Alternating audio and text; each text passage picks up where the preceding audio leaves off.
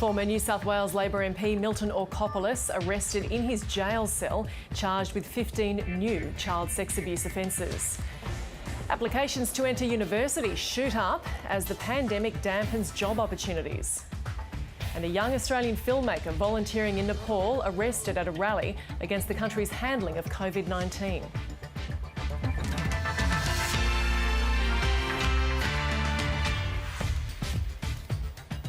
Hello and welcome to ABC News. I'm Gemma Veness. Labor's national executive has taken steps to prevent former Victorian Minister Adam Somyurek from rejoining the party in the future. Victorian Premier Daniel Andrews sacked Mr Somyurek after Channel 9 aired allegations of branch stacking and a recording of him using offensive language about a colleague. Reporter Bridget Rollerson has more.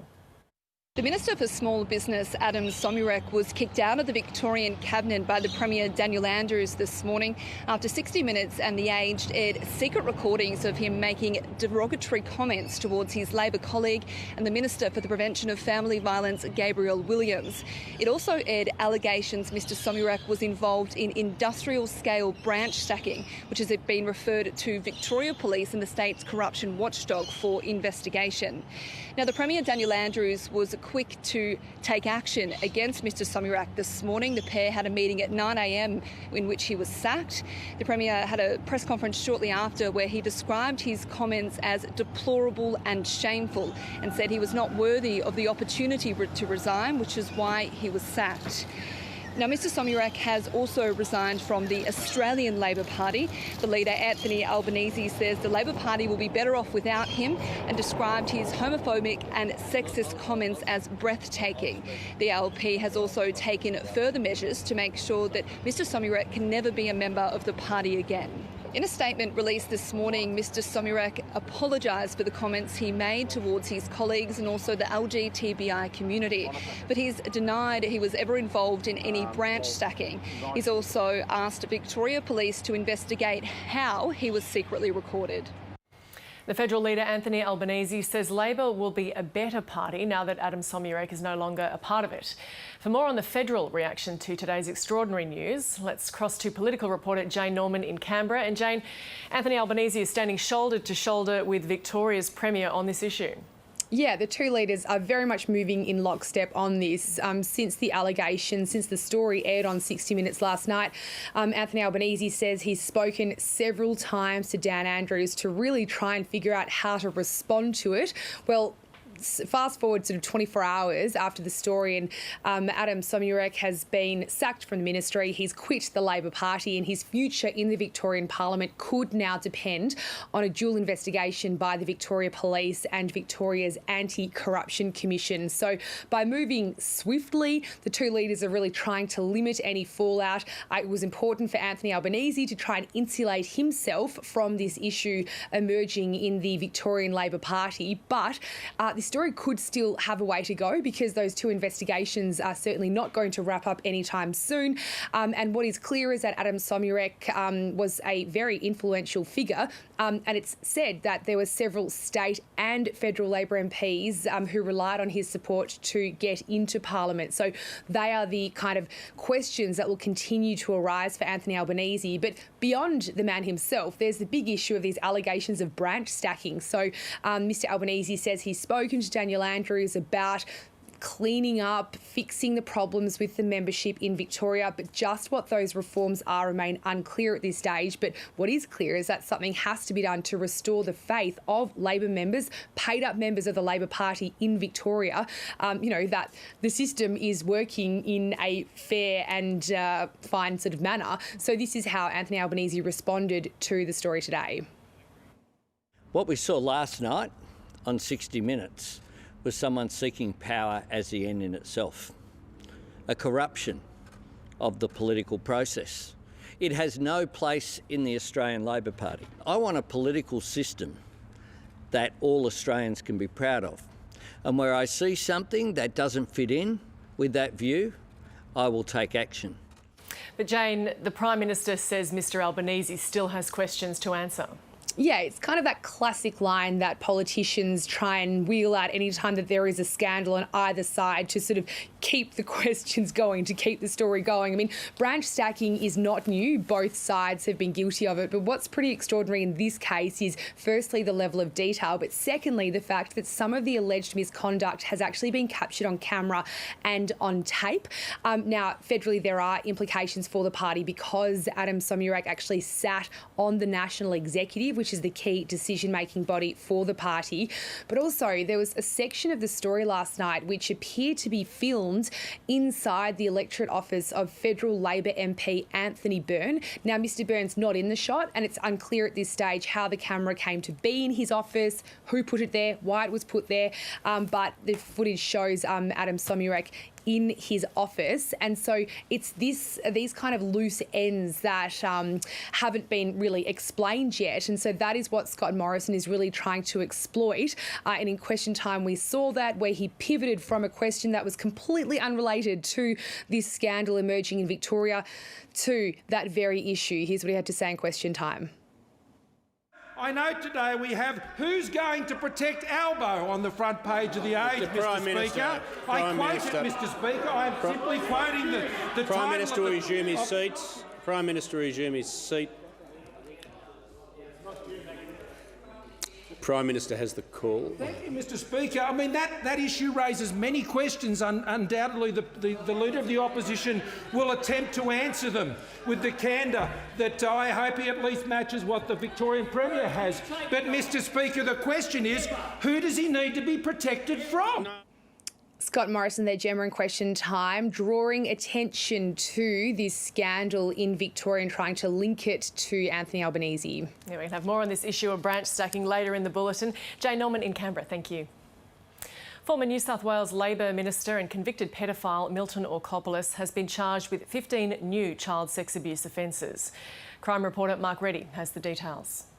He's already serving time behind bars in Silverwater Prison. Now, this morning, he was paid a visit by detectives from Lake Macquarie. He was wearing prison greens and he was arrested and questioned for several hours before he was charged with 15 new historic child sex offences, the most serious being 5 counts of aggravated sexual assault and 3 counts of engaging a child in participating in child prostitution. So he right now remains behind bars, and he was eligible for parole a few years ago.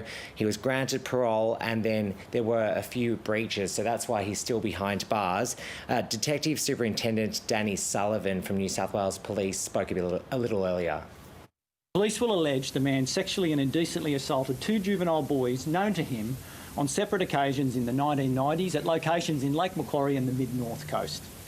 The man has been refused bail to appear at the Newcastle local court tomorrow by video link.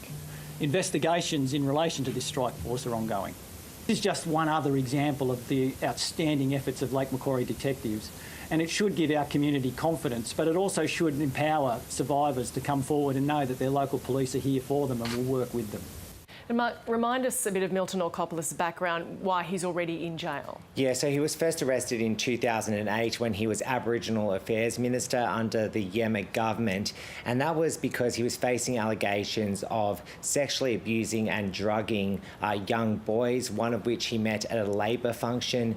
And then, of course, he was charged with more than 30 offences, so he was eventually convicted and sentenced to 14 years behind bars. So far, he's served 11 years.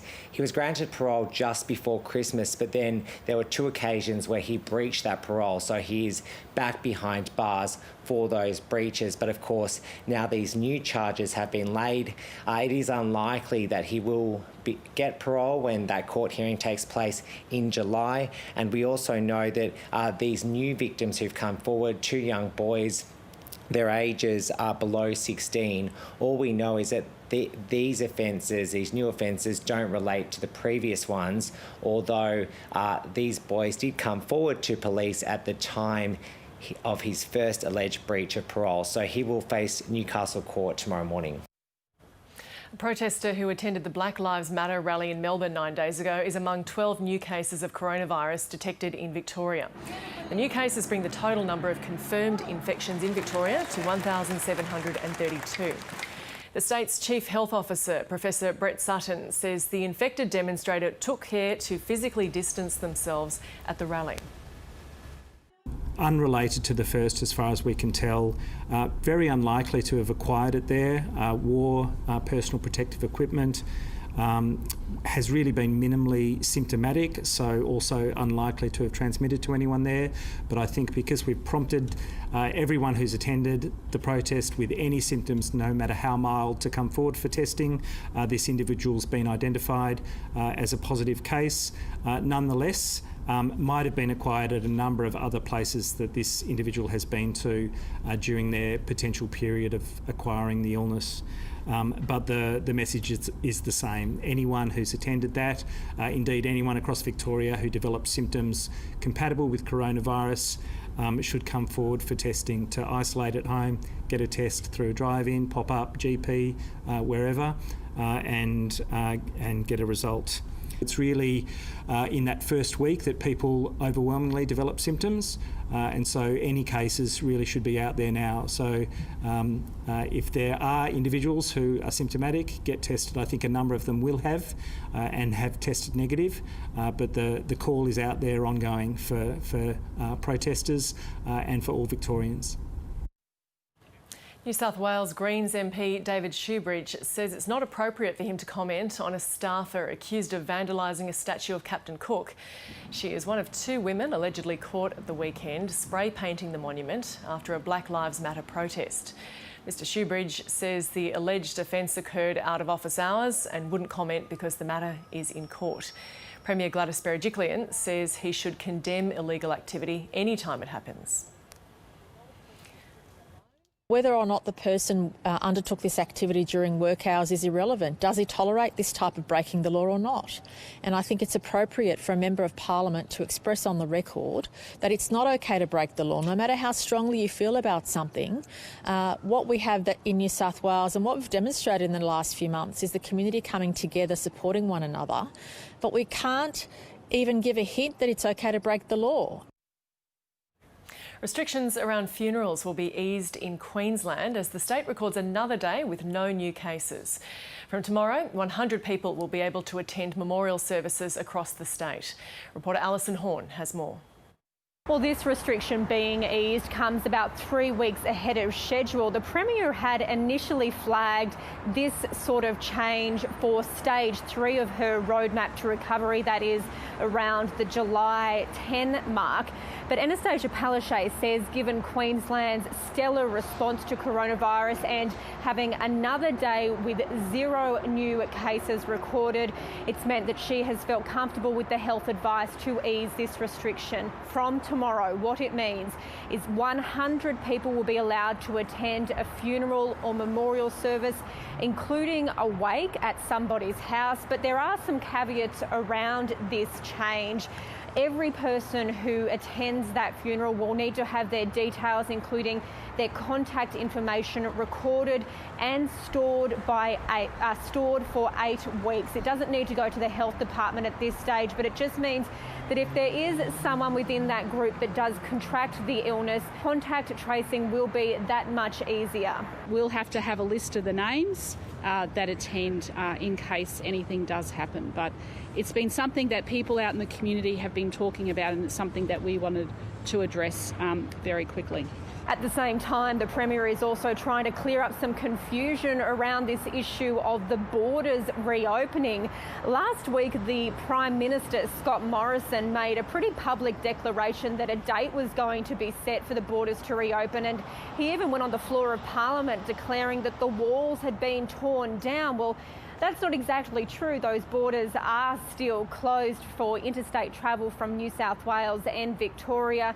What has been clarified today from the Premier is that in National Cabinet there was a discussion about that roadmap that I mentioned before, the stage 3 easing of restrictions, and a promise that the Premier has made several times to review this border closure at the end of this month, with that possible opening date of the 10th of July. Now, there has been a lot of controversy surrounding this border closure. We've heard from a number of businesses, particularly on the Gold Coast, who are eager to try and have the border reopened. They claim they're losing millions of dollars in tourism because people can't come across the border into that very heavily reliant market there on the Gold Coast. But what we know at this stage is that the Premier will be reviewing that on the advice of the Chief Health Officer at the end of this month.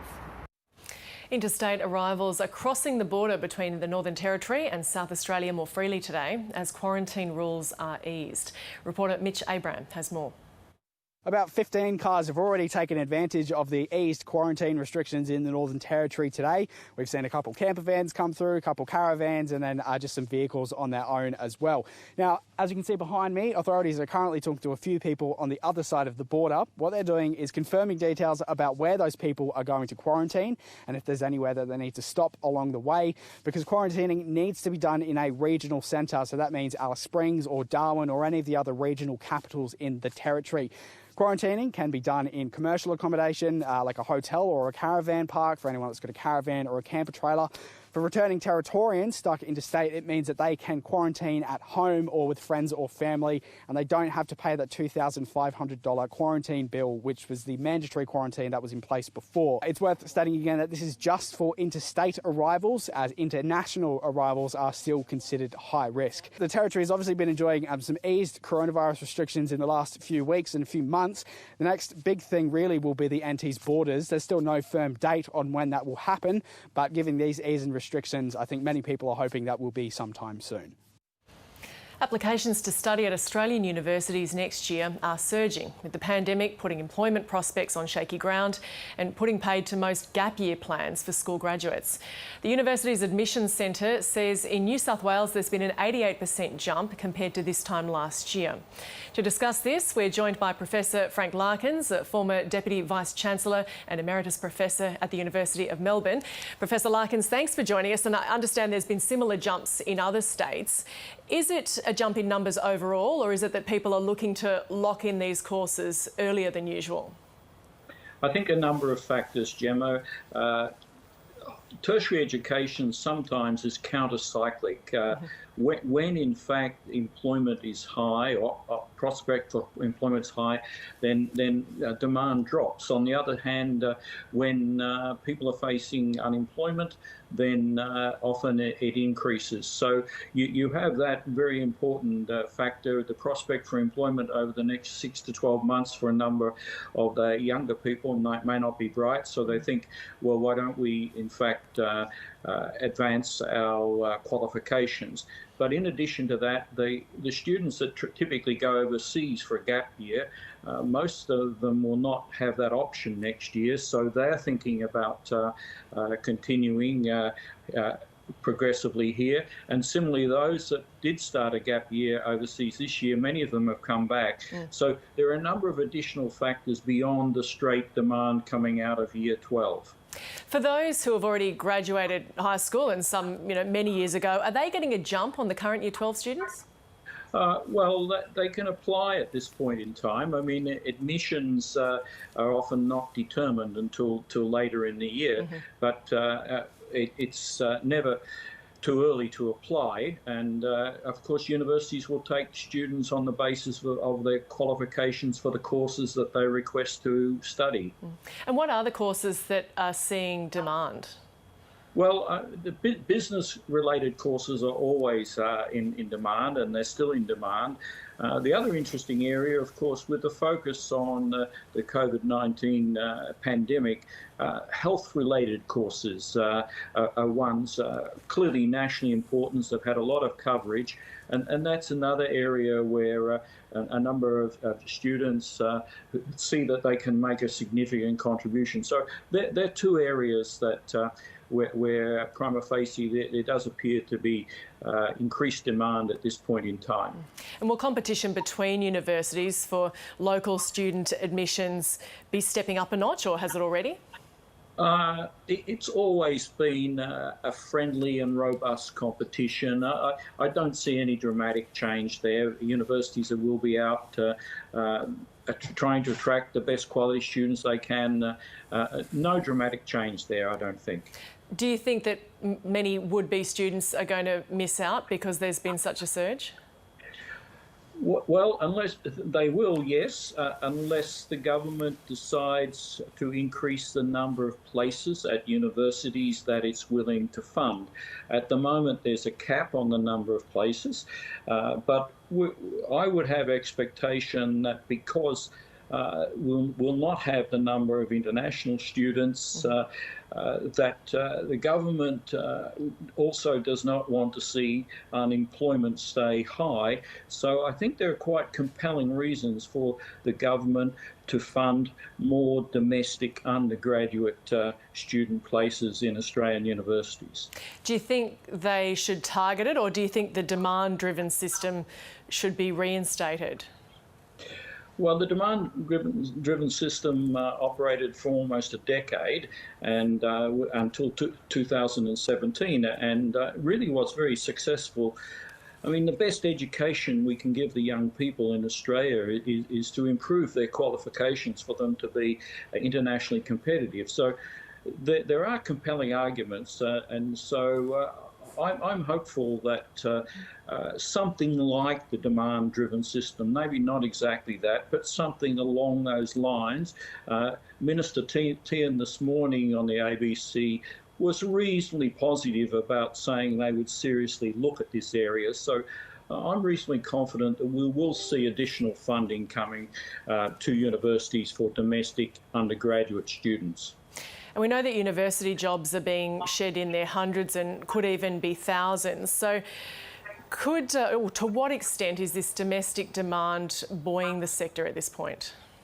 Well, I think Universities Australia have projected a possible 21,000, up to 21,000 staff in universities losing their jobs. So clearly without the international students, so to speak, if we can increase the number of domestic students, then of course universities will want more staff. So I think it is good news that we're seeing Australian domestic students indicating that they would like to increase their qualifications. And so it will be good news for funding for universities if the government steps up, and that will mean more jobs for staff.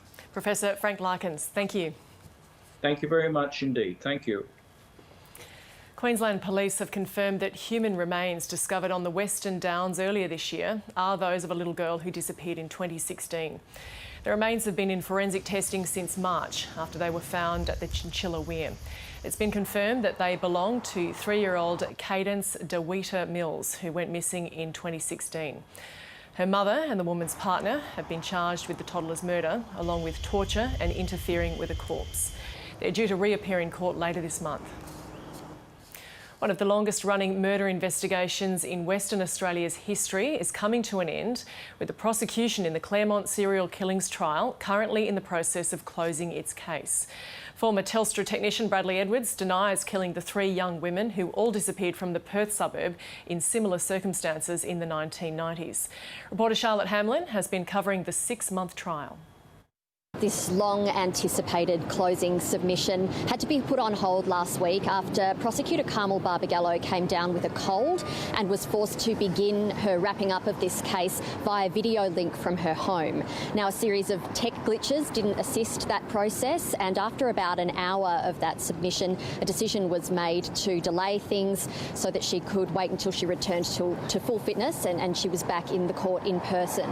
She did last week, though, get through an introduction of her submissions, telling the court that Bradley Robert Edwards had inflicted terror on the Perth community when he allegedly abducted and willfully murdered Sarah Spears, Jane Rimmer and Kira Glennon, who all disappeared from the Perth night spot of Claremont back in 1996 and 1997. She went on to list 25 reasons why the state says that Bradley Edwards is the Claremont serial killer.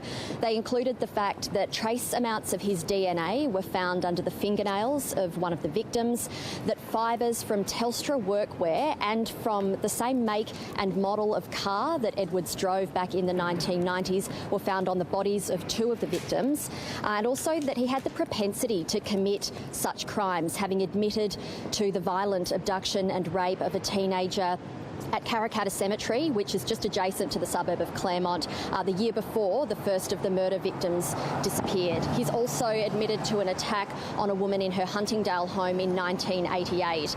So this morning, having recovered from her illness, Carmel Barbagallo was back in court in person. She picked up where she left off, breaking down those key planks of the prosecution's case.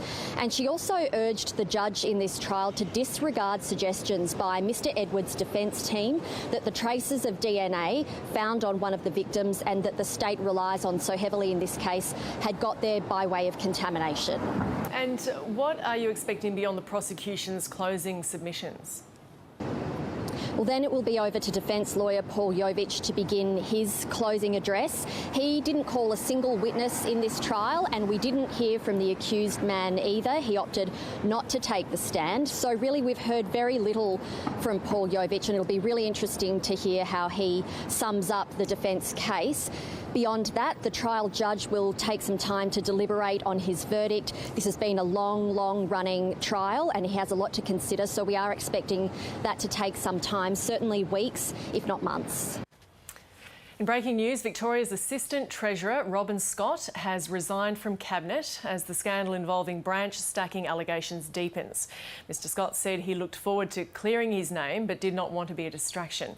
Mr Scott is a factional ally of Adam Somyurek, who was sacked by Premier Daniel Andrews this morning. He says he'll continue to serve the electorate of Preston to the best of his ability.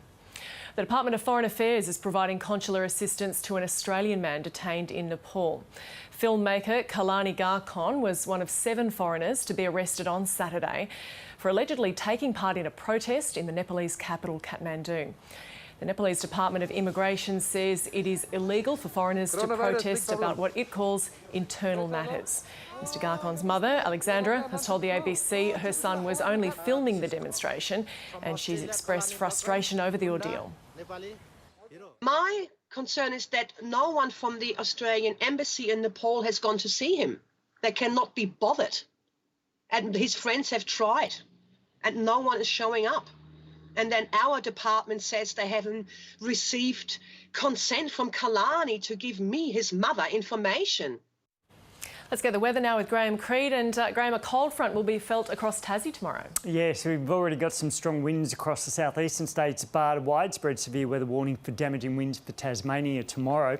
That frontal system is still a fair way away, but because it's pushing up against this high, that's why we're seeing these very strong westerly winds across that southeastern corner, even being felt through the southern half of New South Wales.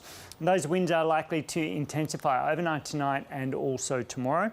It's not only for Tasmania but also the alpine areas of New South Wales. At this stage, no warnings for South Australia or Victoria, but we will still see some quite gusty winds at times across both those states.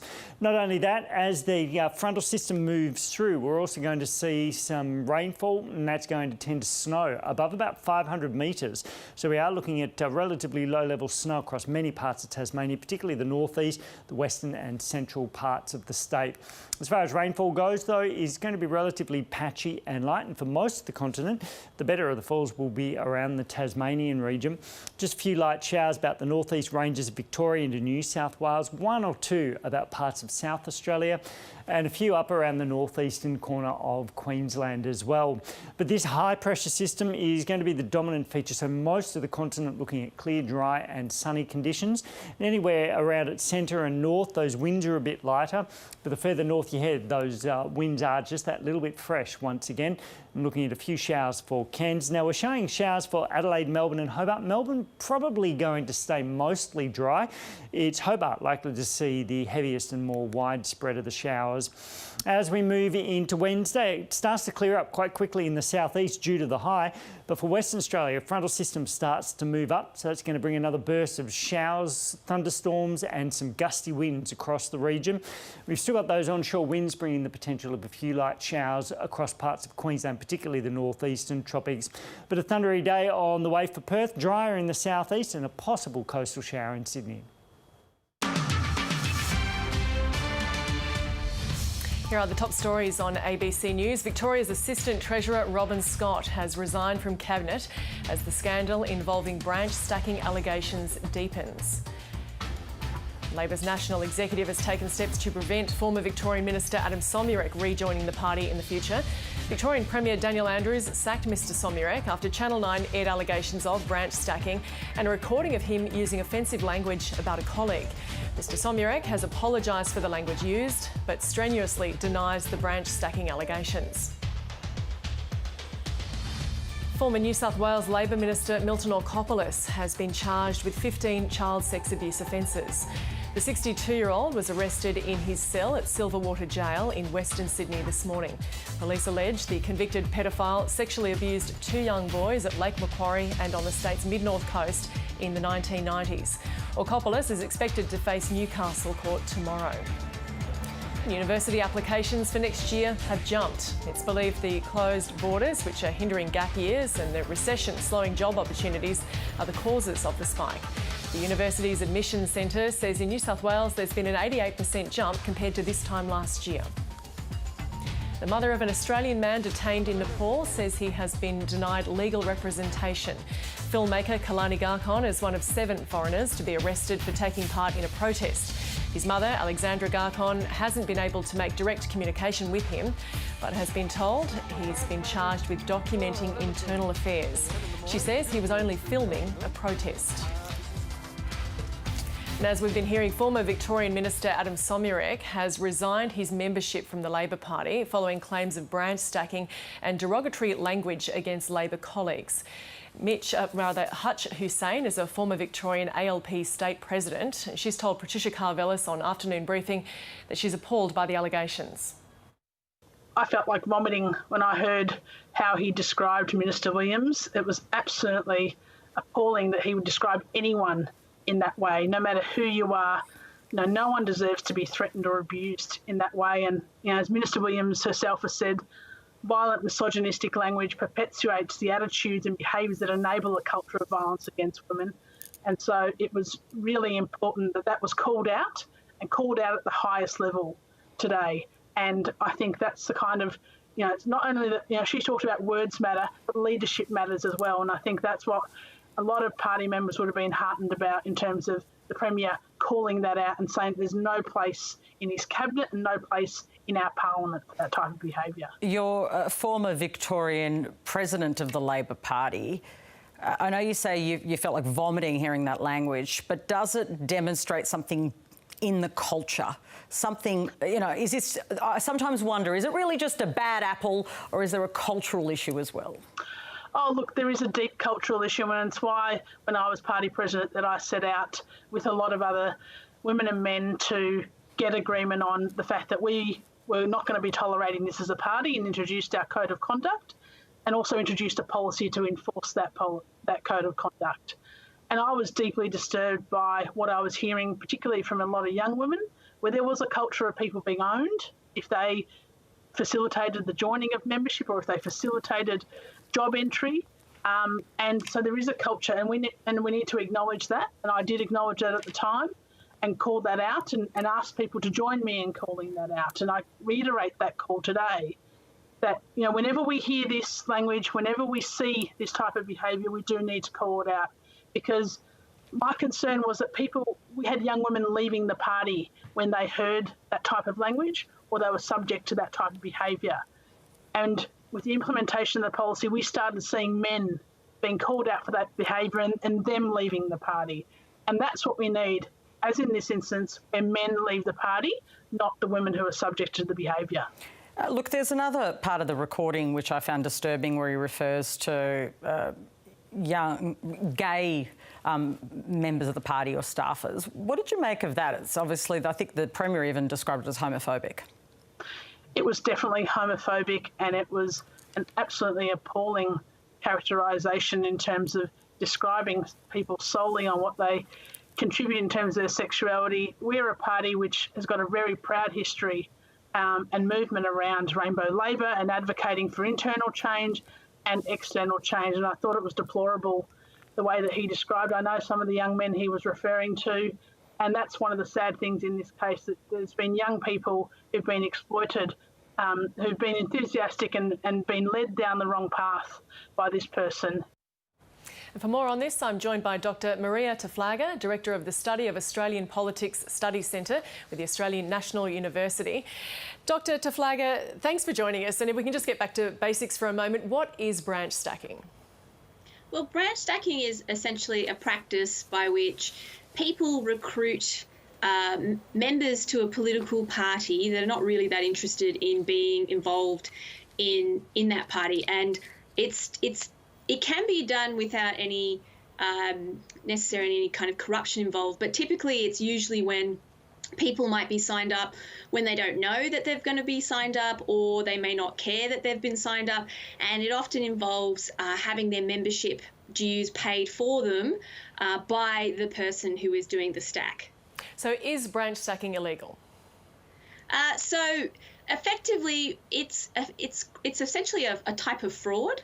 So because it can involve the use of signatures that are not necessarily made by the person making the declaration that they're becoming a member. It can involve the falsification of records, such as people who have attended a branch meeting or who haven't attended a branch meeting. It can involve fraud around records relating to what's called the warehousing of addresses. So I put down Joe Smith as living at a specific address, and then I change that address so he can be in a branch that I want him to be in, so I can win a vote later on. So yes, it is a form of sort of basically fraud and a form of corruption in that way. And so yeah, it can be illegal, yes. And given the power it can yield, I mean, is it relatively easy to do? Yes, so if you sort of think about it, one of the primary resources required for branch stacking is essentially enthusiastic people who can who have the time and willingness to find people to sign them up for, a particular party. So there are other ways that people kind of can induce people to sign up to be a political party. There was a case last year in the Liberal Party where students were promised work in political offices at a particular college at a university. But essentially, so the first resource people require is time. The second is money to pay for the memberships of members who are otherwise not interested in joining political parties. And as to memberships, how much do they cost? So in the case of the Victorian situation, that membership is about $50. Membership for political parties ranges sort of between, the $50 mark, $100 mark, but it can be as low as $5 in other jurisdictions around the world. So, for example, in the United Kingdom, you can become a supporter of the Labor Party for as little as £5. So no Australian parties have sort of instituted rules like this now, but it is relatively cheap and achievable. And you mentioned a case a moment ago, but what are some of the other bigger cases of branch stacking in Australia? So there have been sort of, I guess, many sort of celebrated cases. The case today, I guess, perhaps being one of the biggest, Joe Tripodi, who used to be a minister in the New South Wales government, had allegedly engaged in branch stacking in the early 90s, involving several $1,000s worth of bulk memberships, so basically paying for all of these memberships at the same time. There have been other cases, such as in Queensland, where in the early 2000s, where branch stacking was considered to be sort of so out of control that an inquiry was called and a sort of legal framework was put in place to help regulate effectively electoral law in New South Wales. And then there are sort of, I guess, more kind of like benign cases, such as between Peter King and Malcolm Turnbull in the lead up to Malcolm Turnbull's pre-selection, in which here it was sort of more of a case of aggressive membership recruitment, but which was effectively sort of seen through the lens of branch stacking. So I stress in that case there's no accusation that inducements were made or memberships were paid on behalf of others, but rather just sort of an effort to influence the outcome of the pre-selection by recruiting or bringing in members that otherwise wouldn't join on their own. Would it be difficult to change this system? Yes, relatively, because ultimately, without any sort of external regulator sort of looking over the shoulder of political parties, it's ultimately up to political parties to manage their own affairs and to manage how they seek to enforce rules around branch stacking. So all political parties effectively do have rules to try to manage branch stacking as a practice, because it is corrosive to, the democratic process and to the image of political parties as democratic linkages and, made up of regular, ordinary Australians interested in the political process. So without the capacity or resources to enforce branch stacking, it is pretty difficult for them to kind of manage. And further to that, because this situation has been running rife for a long time now, and because party memberships are very low, the very people often that are in charge of exactly how branch stacking rules may or may not change are also the same people who were stacking branches. Dr. Maria Taflaga from the Australian National University, thank you for joining us. Thank you. Well, let's get the latest coronavirus figures now, both here and overseas. Here's analyst Casey Briggs. And Casey, what's the latest on the Australian numbers? Afternoon. Well, by Australian standards, relatively big numbers today. We've hit 15. We've actually had 3 days in a row where cases have been in the double digits, and that's a bit of a break from what we've seen in the past few weeks where cases have been very low. I should say, though, that most cases are still, well, in fact, all cases so far today are still in the two biggest states. In Victoria, 12 new cases. 7 of those 12 are all linked to the same family cluster. This is a cluster that was seeded by a GP who, it turns out, picked up the virus from a patient, was asymptomatic and has passed it on to, it sounds like, quite a few members of his family across multiple households. So it shows the role that an asymptomatic spreader can play in propagating this virus very far and very wide very quickly. We've also got in there one person who had attended those mass protests, those Black Lives Matter protests last weekend. This is a person who authorities don't think contracted the virus at that protest. They think because of the precautions they took were unlikely to have transmitted it to people at the virus. But of course, the same rule applies if you went to these protests or in any facet of your daily life. If you get any cold or flu symptoms, get tested. That's the strong message. And we've got 3 cases in New South Wales. One of those is a person in his 20s in the Illawarra region of New South Wales. And that's an interesting one, a bit of a mystery where that one came from so far, because there hasn't been a case in that region in at least 4 weeks. So that one is still being looked into as to the source of the infection. New South Wales had a really good run of cases in the past couple of weeks, more than 2 weeks with no locally transmitted cases. That ended last week, and in the last 4 days we've had 4 cases. So that sort of begs the question, has the state opened up a little bit too quickly? It's 2 weeks now since the 1st of June when significant restrictions were eased. Perhaps this is just what we should, the inevitable consequence, I guess, of those restrictions easing is that, yes, more people will get sick from and get the virus, get the infection from people in the community. 4 is not a lot, but it's still a lot more than we've seen in the last 2 weeks. And of course, Gemma, I should say, we've got 2 states dominating the cases here. Most states, we're no longer counting the daily cases in most states. We're actually counting the number of days since they've had a case. And here's a chart that shows you how many days since each state has had its last locally acquired state's case. And you can see, the Northern Territory, 73 days, 55 days in SA, 63 days in the ACT since a locally acquired case was found in those states and territories. It really is Victoria and New South Wales that are still finding them. Queensland hasn't had one in a while, but it's the most recent after that. Yes, encouraging numbers there, but there are concerns in China over the prospect of a second wave. Yeah, there are, and I should say it's not a second wave at this point, but it's something that we should keep just an eye on, just to see if it develops. This is China's curve. It's been very, very flat for a very, very long time. There are questions over whether you can trust every single number, but presuming that these numbers are, these trends are by and large relatively trustworthy. This, you can't see it on television. There's 49. I think the day after that, or the day before that, was 58 cases in a single day. They're the highest numbers China's recorded in weeks, most of those linked to one seafood market in Beijing. This is a seafood market that's about 20 times bigger than the Wuhan market that obviously was the cause, spread this far and wide across China and the world. authorities have jumped on that very quickly, but it does show you look how long it's been since the China curve was at its peak. How far after you can still get outbreaks occurring. Yeah, and the US state of Florida has also seen some concerning numbers. Yeah, it's not just Florida, but it's the entire. Let me actually show you the curve in the United States as a whole. First of all, it's been trending down. We're still seeing around 25,000 cases. The number of deaths in the US has actually been looking quite good for the last couple of days. Only 296. Now that's the smallest day of the week every week, but it is the smallest number we've seen since mid-March in the US. So the deaths indicator is going in the right direction. Problem is the leading indicators in cases in some states are not looking anywhere near as good. Here are half a dozen states, and Florida is just seeing this really big, concerning looking spike in the last few days particularly.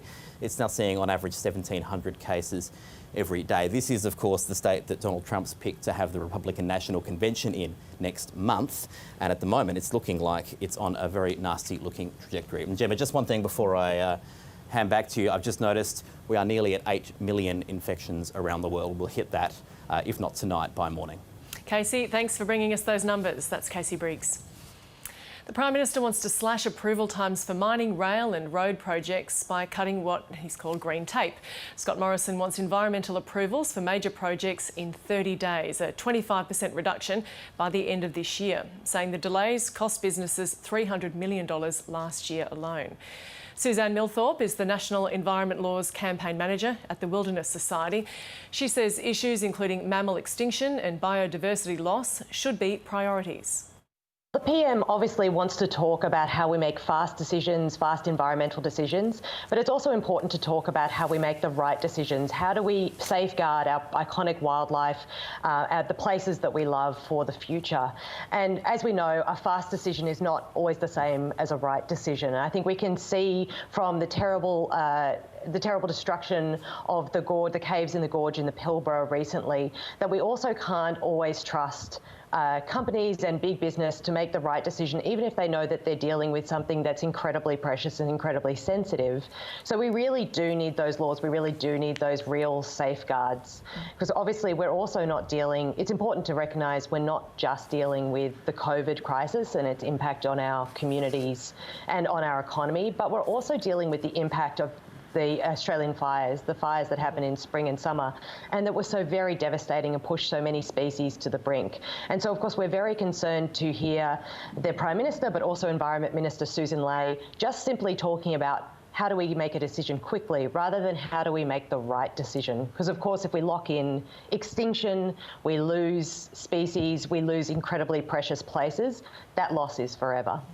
The Prime Minister says the Commonwealth has already slashed approval times from an average 90 days to 40. What's been the effect of that?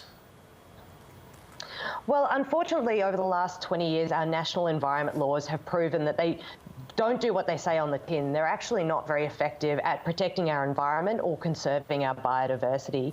And so speeding up those decisions hasn't noticeably made that worse, but it hasn't noticeably made that better. And it's really important that actually what we seek is good outcomes. We seek actual protection. We seek to turn around Australia's extinction crisis, because Australia leads the world in terms of extinction. We're number 2 in terms of biodiversity loss, but we're number 1 in terms of mammal extinction. We also are the only developed country with a deforestation front. And so really the most important thing we need to do is address these crises and really ensure that our laws and institutions and policy processes are all about turning them around and ensuring that our country can be resilient in the face of the growing impacts of climate change, impacts like those terrible fires we saw in spring and summer. So you're saying effectively that they're fast-tracking processes and laws that they themselves need to change? Yes, there's been an ongoing criticism of the EPBC, the Environment Protection and Biodiversity Conservation Act, that it's not meeting its aims, it's not meeting its targets. And we can see that. We've seen 20 years of decline in terms of our threatened species. We're losing more and more forests. And it's this 20 years of ongoing neglect and inaction that basically have really sent us down the path to be that world leader in extinction. And then these terrible events, these terrible shocks like the fires just really are that kind of final blow, the thing that can actually take species or places to the brink. Let's get all the sports news now with Louise Ransom. And Lou, that suspended NRL game between the Bulldogs and Roosters, it'll take place tonight. Yes, it will, Gemma, and that's where we find our national sports reporter, David Mark. He's at Parramatta at the stadium this evening. David, it's the first real coronavirus case to affect the NRL's return. What's the latest on the Bulldogs' Aidan Tolman? Louise, it's only in the last couple of hours, actually, that the entire Bulldogs squad have all been tested. I mean, they were tested yesterday, but cleared to play. So leaving it in some ways right to the last minute. The cause was, of course, that Aidan Tolman, the prop for the Bulldogs, has a child who went to the Laguna Street Public School. We know now that that school has a teacher who has caught the coronavirus and potentially came into contact with some of the students and other staff members. So Tolman was immediately tested for the coronavirus after he informed the club and the NRL. He has tested negative, as has his family. Nevertheless, he's gone into quarantine. He's actually in a hotel at the moment. He still hasn't returned to his family, and according to the Bulldogs club, he may not go back to his family for 2 weeks, so he has to sit out that period of time. There's still a little bit of uncertainty about exactly where the teacher got coronavirus from, so they're still trying to investigate that. But as you said, it's the first time that the NRL's biosecurity protocols, which they spent such a long time working on, have really been put into effect. We know that there's a few sort of mistakes along the way, Benji Marshall kissing a reporter and so on, but this is the first time where we've had a player actually come into contact with someone, albeit second and third hand, who may have the virus. Now, the New South Wales Premier Gladys Berejiklian was asked about today whether the National Rugby League had perhaps gone too far in asking Tolman to sit out for 2 weeks, but she said no, not at all, and she fully supported the decision.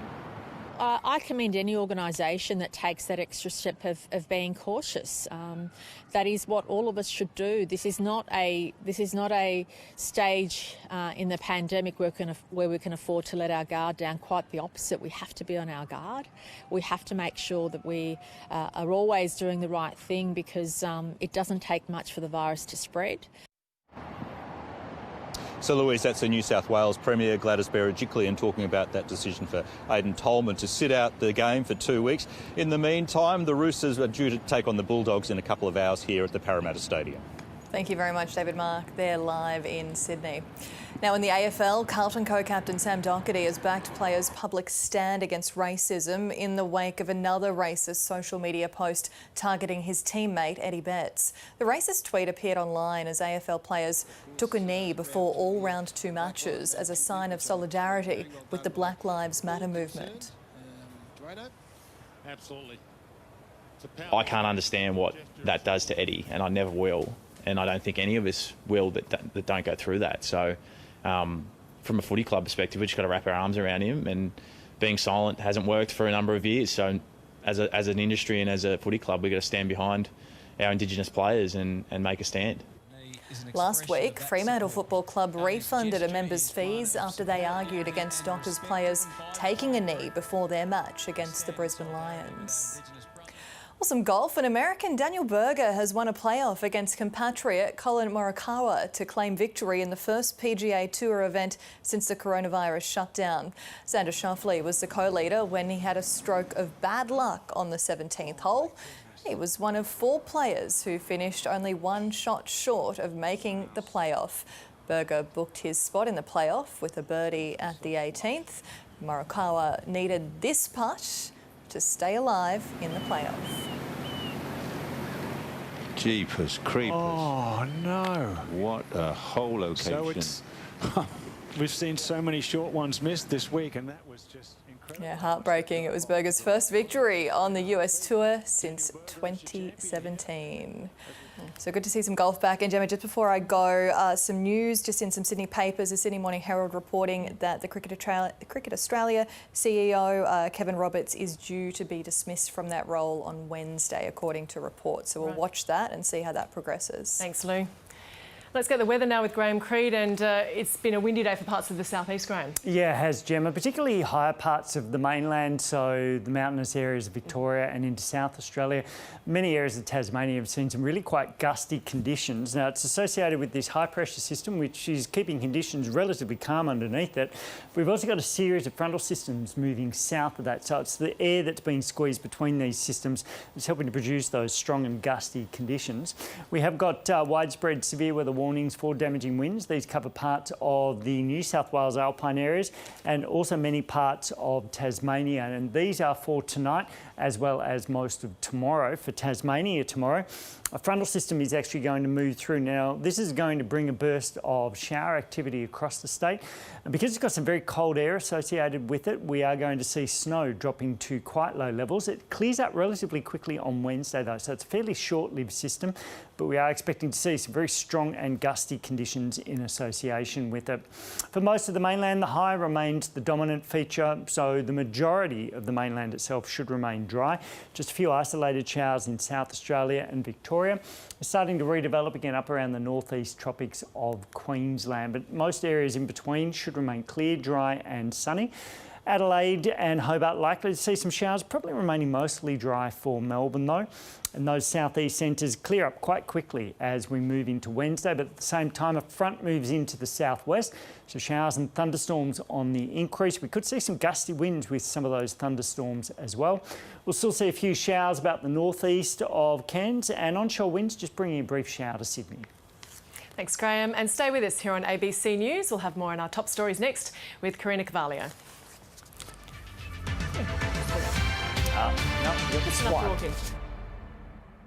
She was drunk, she was coming along. It felt like a breakthrough moment.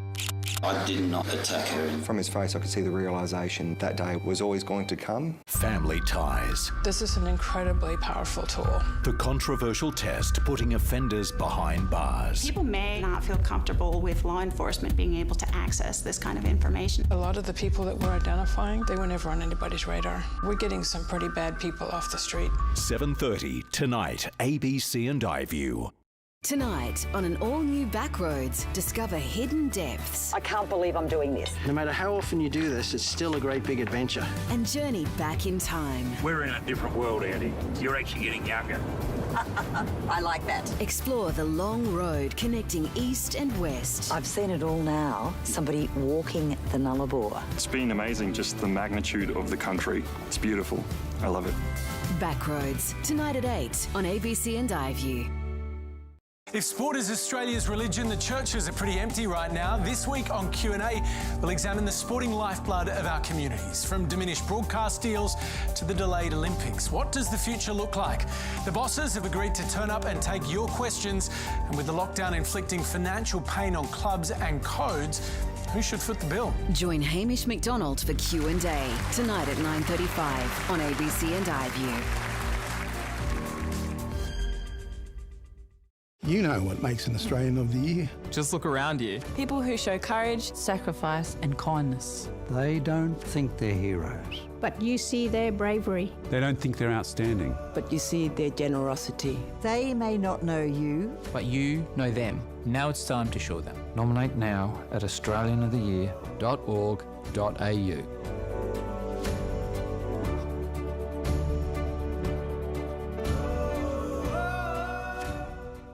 The best drama is yours to stream free on ABC iView. Do you play by the rules? That's right, I do.